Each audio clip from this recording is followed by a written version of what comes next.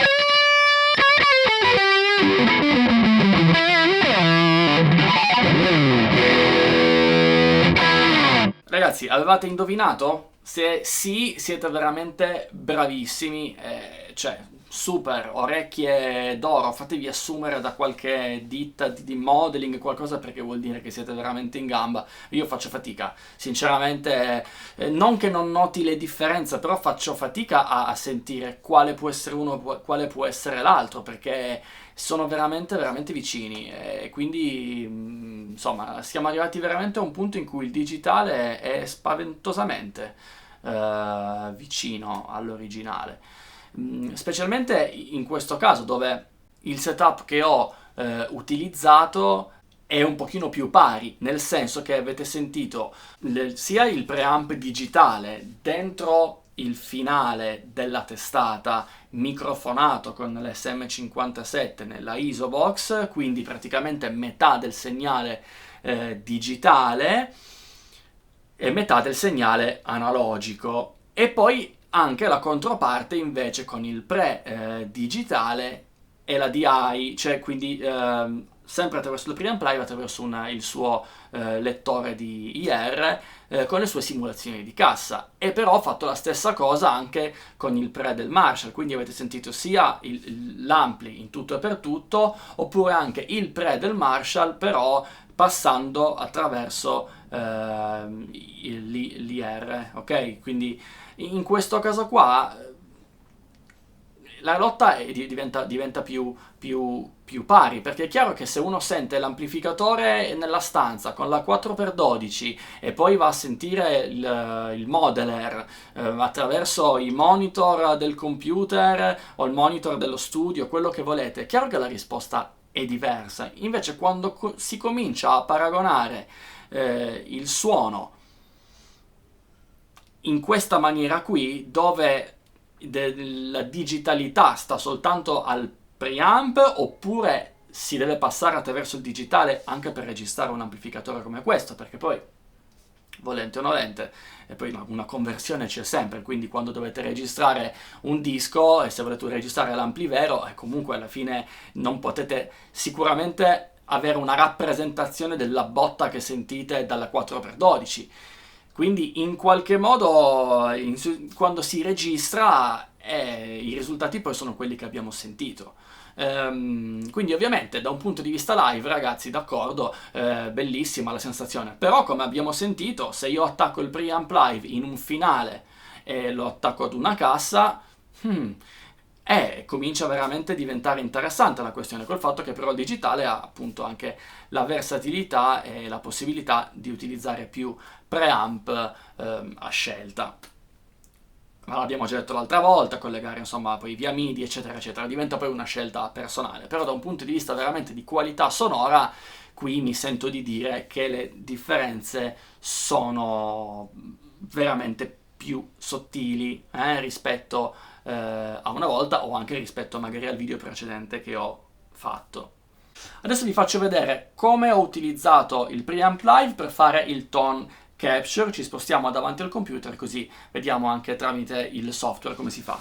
Ok ragazzi, ci siamo spostati qua di fronte al computer. Allora, il collegamento del preamp live è lo stesso dell'altra volta, quindi quello che utilizziamo per switchare il preamp live oppure il pre dell'ampli.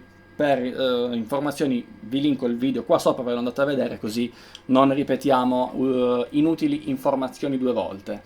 Ad ogni modo, io qua che cosa ho fatto? Sono qui sul mio ultimo banco, come a scuola, il quarto preset, ok? E ho fatto un suono, siccome posso sentire l'ampli oppure il preamp live semplicemente attivando o disattivando l'FX loop, sentite che l'ampli comunque ha un po' di rumore di fondo, quindi off sento il preamp live, on sento il pre dell'ampli.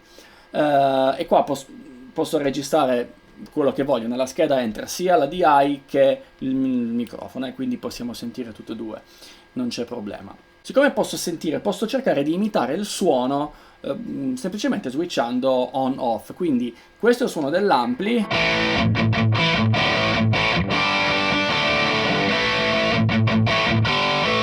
e questo è il suono della UK Gold Dist, che dovrebbe essere la simulazione della JCM 900. Non c'è la simulazione del JCM 2000, però questa qui adesso l'ho messa nel suo lead 1, che dovrebbe in qualche modo imitare il suono della JCM 900 più o meno, ok?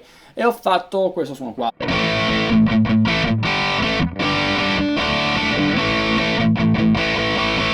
Che in qualche modo si avvicina, vi faccio risentire l'ampli.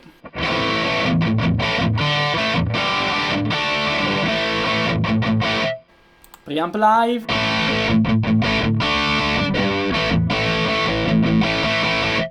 Siamo molto vicini.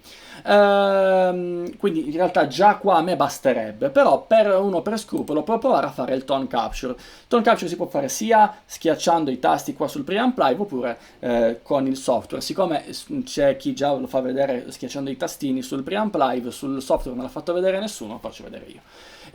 Quindi tone capture, da qui abbiamo quindi la possibilità di nuovo di selezionare la sorgente, ok? Quindi la sorgente è il mio pre del preamp live e il target è l'obiettivo, cioè voglio arrivare al suono dell'amp. Sentite che è tornata la ronza. Ora, cliccando sul capture,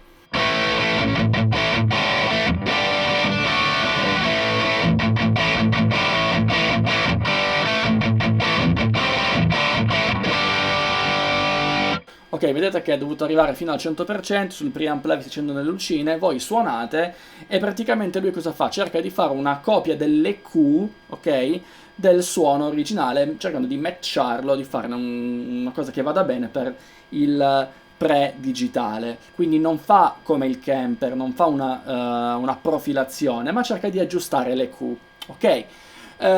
Quindi sentiamo adesso, come vedete qua c'è il capture al 100%. Ora se vado sulla sorgente, questo è il mio suono di prima, ma se attivo quindi il tone capture, vediamo cosa è saltato fuori.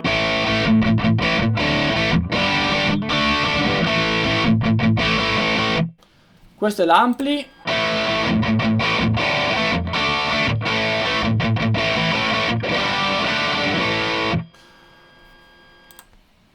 Digitale.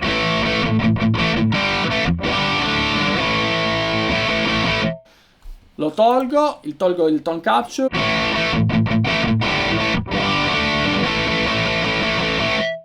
Sento l'ampli. Non lo so. Adesso qua mi sembra che senza il tone capture sia meglio. Si può riprovare a fare tante volte per vedere se si ottengono dei risultati migliori. Quelli che ho fatto prima fortunatamente sono venuti forse meglio, anche se subito non ho sentito questa particolare, questo effetto wow, non l'ho sentito. Quindi prima di rifarlo ho cancellato questo che avevo fatto, provo a farlo senza sentire niente, perché non so, per qualche motivo prima è venuto meglio.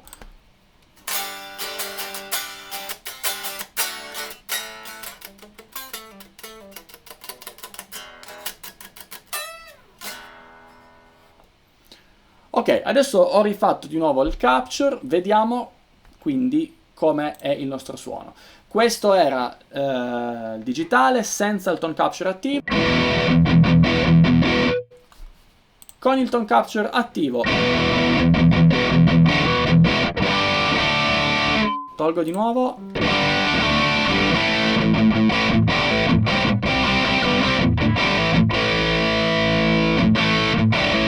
Ok, mi ha dato un pochino più di medio bassa. Sentiamo l'ampli.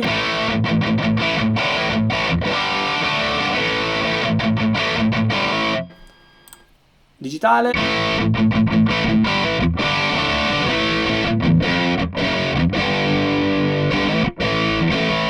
Tolgo il tone capture. Sì, ok. Ampli. Digitale con tone capture. Non lo so più, ragazzi, sono confuso, nel senso che mi sembrano suoni similari, nessuno è identico, però anche lì, se uno non sente, vi dico, non guardate che suono è questo.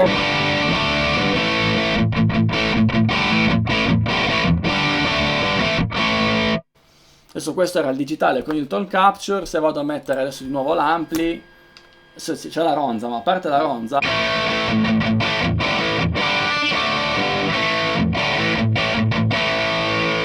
non è che riesco più a dire, sì, però uno è vero, l'altro, si sente che... Sono due suoni assolutamente papabili, che possono funzionare benissimo. Devo dire una cosa che ho sentito, in qualche modo mi sembra sempre che l'ampli vero abbia qualche spigolo in più, cioè come se fosse un pochino più da domare, mentre il suono digitale sia un pochino più uniforme e un po' più come se fosse, non dico compresso, però un po' più educato, che se devo essere sincero dipende poi dall'utilizzo che se ne fa. Probabilmente per alcune produzioni il suono digitale forse va anche meglio, perché tante volte il suono vero in qualche modo salta troppo fuori dal mix, se per esempio abbiamo, che ne so, delle batterie finte, oppure dei bassi programmati eccetera, perché nel momento in cui mettete un elemento che è così 3D in qualche modo, forse si sente un po' di più, dovete andare magari a comprimere, a fare tante cose per renderlo un po' più educato, mentre col digitale ho visto che in qualche modo rimane già un pochino più al suo posto. Poi questo prendetelo un po' così, nel senso, è una mia sensazione, quindi non prendetela per oro colato, comunque è una considerazione che si può fare. Ok ragazzi, questo è tutto anche per oggi, spero che anche questo video vi sia piaciuto. Se avete qualsiasi domanda, qualsiasi curiosità o perplessità, scrivetemi pure un commento qui sotto e come sapete sarò felice di rispondervi. Se non l'avete ancora fatto, mi raccomando, iscrivetevi al canale, sostenetemi su Patreon e poi il corso sul Pixlanting, ragazzi, è sempre giù in descrizione, c'è il link. Se vi interessa la playtrata alternata, mi raccomando, andate a vedere, perché è un metodo innovativo che ancora in Italia è poco conosciuto e secondo me può farvi fare dei passi veramente da gigante. Questo è tutto ragazzi per oggi, noi ci vediamo alla prossima, ciao!